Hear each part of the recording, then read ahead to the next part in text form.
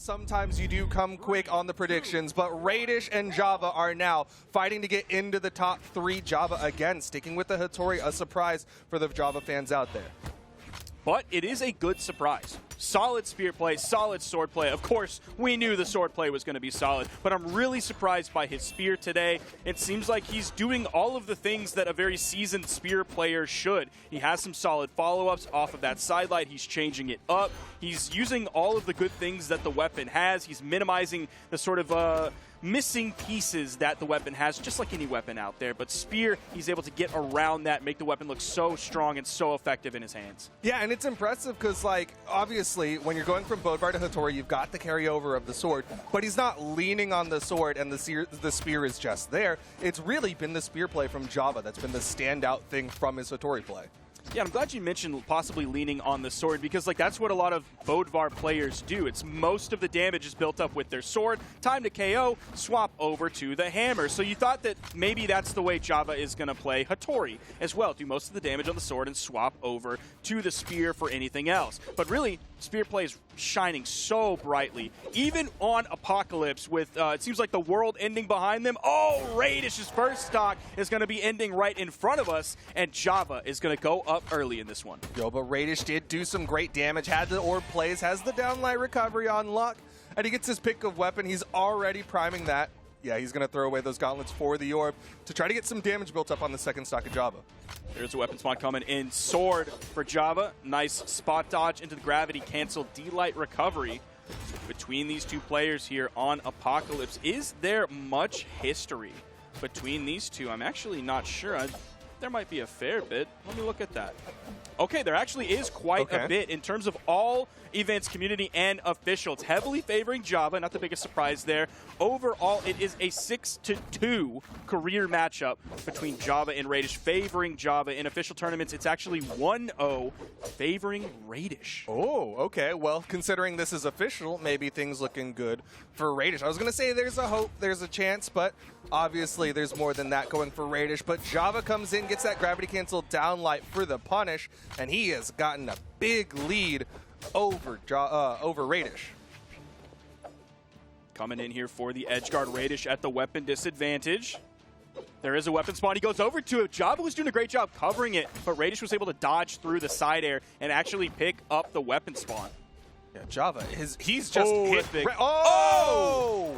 And he is just going to take that one, finish it up right there. 466 damage. That is 155 and 1/3 damage per stock, largely off the back of that neutral signature that hit in orange and the weapon toss that finished it up. They're going into the map bans, but I really want to see that graph because I swear the last like 40 seconds of it was Java not getting hit and hitting Raydish. That graph has to have been climbing for Raydish, and yeah, you can see a flat line on Java's stock and Raydish's final stock there just going straight up. Man, look how flat. That is just so flat. I feel like I'm looking out, not in West Texas, they actually have hills over there. I'm looking at like Arizona, South, I'm looking at South Texas, baby. I'm looking at Katy, Texas, west of Houston. Shouts out, Cedar Ranch High School. What's up? Go Cougars. What's up? But yeah, that is, I mean, it's just untouchable from Java. And now we're getting right on into the next one. Oh, okay. Starts off very aggressive. All right.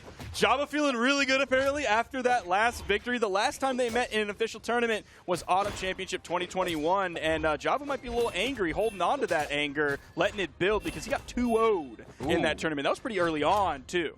Yeah, I was going to say, that's before we get into the best of fives, which is usually around the top 32 section of things.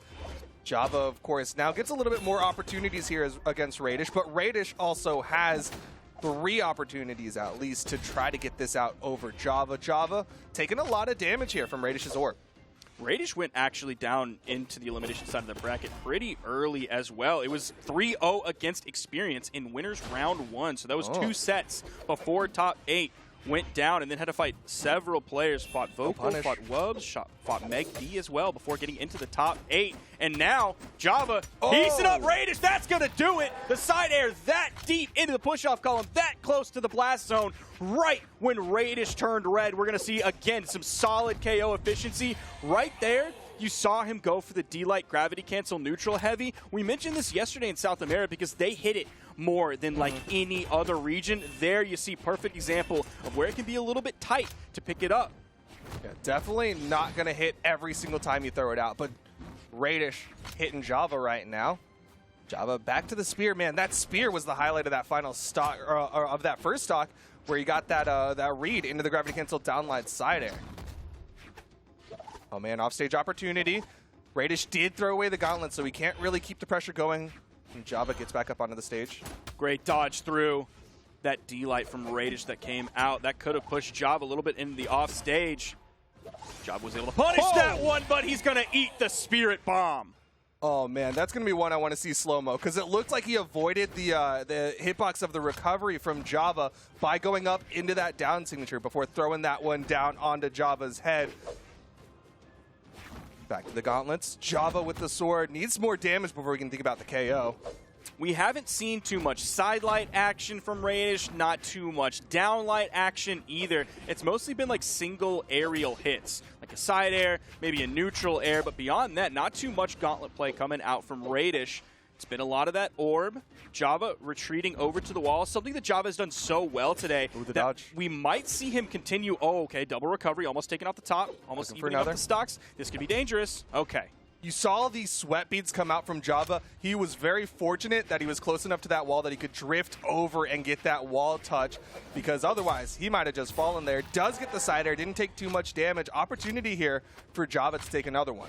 If I'm Java, I'm not going to any map that has tiny sidewalls, because one of the things Java was doing so well was recovering really low on the wall, knowing exactly how far away he was from his opponent, how far his jumps were going to take him. So by recovering low, that gives you so much time to react to anything your opponent is going to throw out. If we were not on Demon Island, I highly doubt Java was going to get KO'd by that Spirit Bomb. He would have seen it coming in time. He would have been able to do something to avoid it or evade it. Anything like that would have probably come out if we were on a different map. Yeah, I mean, you got so much more room to play with when you got those longer walls. Java's been sitting on those walls a lot, too. We saw him hit 3 exclamation points a little while ago, and could hit him again here as the side air comes out. That's 2 exclamation points. Java has not touched a wall for a hot minute, but he gets down safely. Punish from Raydish on that. Oh, that could have been the game. He's still in the lead. Is there going to be a weapon toss over the corner? Sidelight side air will do it. You see the recovery for Celebration. Raydish tying this one up. Playing that very safely, sat further back. Knew that Java was going to go for the hitbox with the recovery, right? Was trying to peek over the corner. You saw him drift into the stage, and Raydish outspaces all of it to get that sidelight side air. Yeah. He eats that one. If we would have been on any other map, because you saw it shortly after that, his ability to recover low and be like right on the bottom side of that wall to get the touch, refresh the jumps while giving him plenty of time to react. It was so good against so many other players that Java has come up against today, especially if they're not really going for any long, extended edge guards. If they're just going to throw out one move, that gives them so much power there. They can throw that out, then they miss, they retreat. That gives Java plenty of time to get back onto the main platform. So his recoveries, they're not free by any means, but they're much safer because they are so delayed. And that's why we are going to be going over to Small Fortress of Lion, which is a little bit more wall space for Java to play with. The big thing, of course, is that you can't go underneath it, but Java hasn't really done that, so I don't think he cares. Okay, I thought he was going to be a little bit slow to pick up that weapon. I thought he wasn't going to touch it. First 2 weapons going to Java here. Raydish was actually playing that really defensively, just going to the south platform and really camping there, waiting for the 3rd weapon spawn to come in. He found it. It is an orb. Nice punish, but somehow the side air is going to drop. That happens when you pick up that goofy little D-Light right as their hurt box comes over the corner. Yeah, he input the jump into it, and of course jumped too high for the follow-up. Nice off the weapon toss. Doesn't connect with the gravity cancel sidelight, though. Avoids it this time. Gets 3 in a row. Java's going to get the first stock in game number 3. That had to be such an early KO. Raydish had to be an orange, right? Yeah, that was fast. He was just getting elevated up, hit floor after floor of spear recoveries. Just a nice little D-Lights over the corner. Now he's going to actually go in, get below Raydish, and go for a recovery. That's like a classic Kaina Bodvar play, where you think it's going to be a vertical attack from above, but no, he fastballs right through you, gets underneath, and essentially does almost a completely stacked sword recovery. Yeah, Simple in EU also does that. Like, I'm starting to think it's just a Bodvar thing to do. He goes for it again, that weapon toss to set up for his spear downlight. That might just be a Java play. Here's the sidelight. We saw the dodge come out. That's why Java, I thought he was going to do it again. He almost did, but Raydish was ready for it this time, had the dodge down. Gets a little bit of a punish, but he doesn't hit the signature. Java gets disarmed, but Raydish needs the KO. D-Light into the recovery. Raydish going high. Going to throw that weapon up, go back over to the orb, though he is in the orange. You saw after that slide kick, you saw him turn orange. He's going to be pretty deep in the orange. Okay, nice 4-piece coming out from Raydish. Yeah, that was a great read from him. Stood still, did a second end light, which led to extra damage onto Java because he burned his dodge coming back into it. That stacked sidelight. Java even goes for the sidelight off the stage. He waits on this one. I didn't expect the down air coming. I thought it was going to be Recovery City. Yeah, he was trying to reaction to that dodge down from Raydish. Side air, Nice. and Raydish is going to fall. Last stock here in game number 3 for Raydish. This one could be starting to wind down here. Raydish is actually going to push really hard to try and maybe catch Java in a moment where a weapon has left his hands. The next one is about to leave his hands, and he's not able to pick up the weapons because he got hit away from it. But no, that could have been disaster. We could have seen him get hit while a lot of those inner movement options were gone from Java. That weapon toss is going to go over his head. He threads the needle to get between the weapon toss and Raydish. There's the side air for the KO. Juggling these. Just delaying weapon spawns. It's not about decision making with which one he wants because it's an orb or an orb. Arguably, he could go for the one that's slightly less damage, less likely to get knocked out of his hands, but not too big of a concern here as he hits the ground pound. Java actually almost went into that. He was able to get deep enough into the push-off column to get away from it. Java being very careful about how he initiates onto Raydish because he's taking some damage here. We are now even, and actually no, Java's behind Raydish. Yeah, Java took a lot in that offstage engagement and that fight back onto the stage. Raydish does such a good job covering those corners. Good side air to punish the whiffed recovery. Raydish stand below. Sweat beads come out. Java gets back down safely. He goes deep. That side sig went off stage, and he said, I want to get away from this area. I'm going to fast fall down. Anything that Raydish is going to throw out, especially that D-Sig, does not have the range to reach me down here. Raydish really wants to make sure he's got orbs on orbs. Throws away the gauntlets priming. Is it going to be the Sig? Is it going to be a dare? Nope. Misses the side Sig. Hits a recovery, but he's got so much threat on Java right now. Even with that Java moving back to the main stage, you saw him sword recovery away from the stage. He's worried about anything Raydish has right up against that side wall. Ooh, that side light is going to be punished by a side air from Raydish. It's going to take quite a bit to get back. Holding his dodge as long as he can. He didn't really have to burn it. No punish there. I thought we might get the GCD light. Maybe he didn't think he had the range to reach it. Yeah, I mean, they were both whiffing a little bit there. You saw Java spot dodge through the side air from Raydish. He's got the sword in hand, needs more damage. He's sweat beating. He's going to fall. Raydish is up 2-1. That weapon toss was almost so clutch. That would have probably interrupted any immediate... I can't believe he got through that. That was crazy. Yeah, right. That would have interrupted probably any immediate punish that could have come out from Raydish. There's that D-Light recovery. Getting the second stock. Right here, you see the sweat beads? That weapon toss was almost perfect! Oh, that would have knocked Raydish just far enough away to give Java the safe landing. He even threw it down at that 45-degree angle, attempting to read exactly where Raydish was going to be. Really tough throw from Java, and now he's on tournament point. He could get knocked out by the underdog, PR number 12, Raydish. Java's, oh my gosh, look at that first stock from Raydish, though. That was the triple recoveries from Java. He started off so strong, but really it was Raydish clutching it out with the orb play, 463 damage put out. Now looking at the breakdown between weapons, it's a little bit more even for Java, 247 with the spear compared to the 180 on sword. But man, Raydish is that orb gameplay. That's why we've mentioned several times that like we're not super stoked on the gauntlets, which if he's able to keep himself off of the gauntlets, which it seems like he's able to do, he's able to guarantee orb a lot in that kit. We've had a lot of different players be extremely successful in this game while really only playing one of the weapons in their Legends kit. Kostelix is a big one. I mean, even Kaina in the more beginning stages, and even here recently before the major switch over to the Cannon, was a big hammer player. And even with the Zol pick, the Cannon was the shining star. The Axe wasn't bad, but the Cannon was the shining star. That seems to be what Raydish is doing here. That's why we have Raydish on the Petra pick, because of that orb. And it's so fascinating because, like, we've seen many Petras throughout this weekend, especially, again, like, talking about the shift in meta after the hammer nerfs.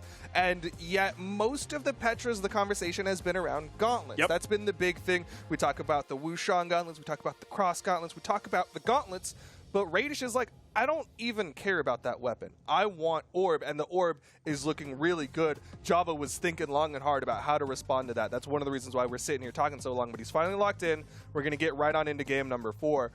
Do you think it's going to be a map change? You know, I don't think there was really map issues there. Those sidewalls really didn't play into, I think, anything that happened too much. We didn't see edgeguard situations too much. We did see a D-Sig over the corner. Java was able to get through it.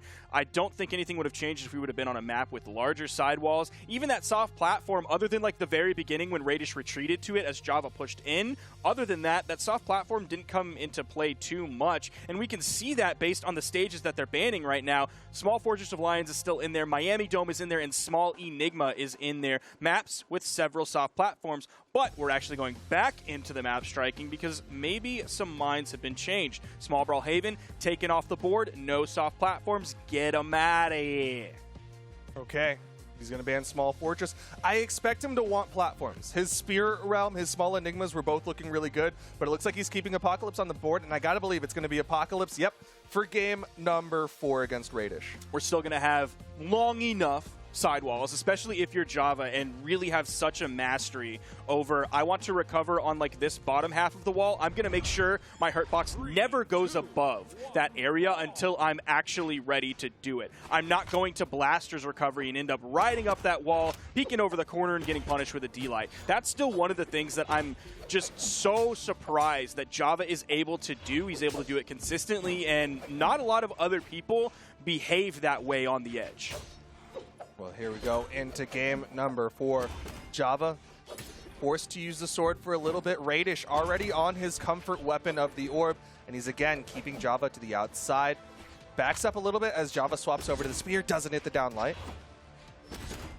That neutral light, that's going to turn Java orange. You saw him hesitate there for a second because that neutral signature came out from Raydish. A lot of active frames on that signature. You try to spot dodge that, that's a no way Jose, my friend. Yeah, I mean, that can just lock down so much airspace. Java misses the ground pound. That's the second time he's gone for that side light. Wait, into the side light off the stage. Double. He goes for the double D-Light. Oh, that was so close. Petra does have quite a bit of defense on herself with her stats. That might have been the saving grace there for Raydish. I mean, she's definitely known for her strength, but the defense is not something to shake a stick at, as clearly it kept her alive here in game number 4. Java needed that KO too. He needs this momentum swing because he is on the back foot. Do that recovery? Still not enough. That one will do it. Picked up the spear after the little bit of the weapon toss and ended up making contact with Raydish. Going back over to the sword to start off this second stock from Raydish.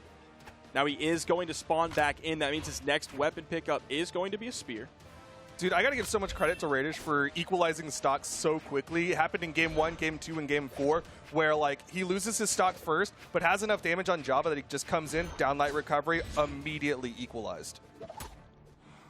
A lot of time in between the moves that Java is throwing out.